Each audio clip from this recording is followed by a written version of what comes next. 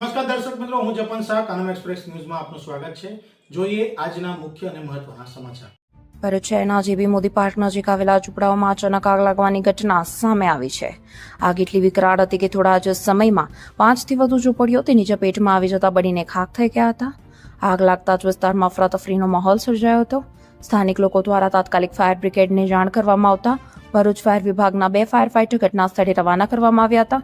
Fire કર્મચારીઓ સ્થળ પર પહોંચી આગ પર કાબુ મેળવવાની કામગીરી હાથ ધરી હતી. પ્રાથમિક માહિતી મુજબ આગના કારણે ઝૂંપડાઓમાં રહેલા ઘરવખરીનો સામાન બળીને નષ્ટ થયો હોવાનું જાણવા મળી રહ્યું છે.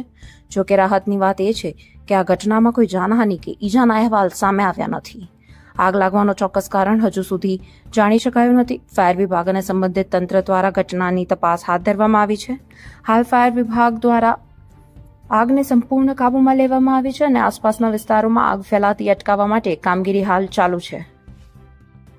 મારું નામ શૈલેષ સાસિયા છે. ભરૂચ નગરપાલિકાના ફાયર ડિપાર્ટમેન્ટમાં ફરજ બજાવ્યું. આજ રોજ 8:30 કલાકની આસપાસ સવારમાં જેબી મોદી પાર્ક ઝુંપડપટ્ટીમાં આગ લાગેલી કોલ મળેલો. અમારી ટીમ તાત્કાલિક ઘટના સ્થળે પહોંચી આગને કંટ્રોલમાં લઈ લીધેલી છે. કોઈ જાનહાનિ આમાં થયેલ નથી. હજુ ત્રણેક ઝૂંપડાઓ અત્યારે દેખાઈ રહેલા છે ને અત્યારે કુલિંગનું કામ અમારું ચાલુ છે.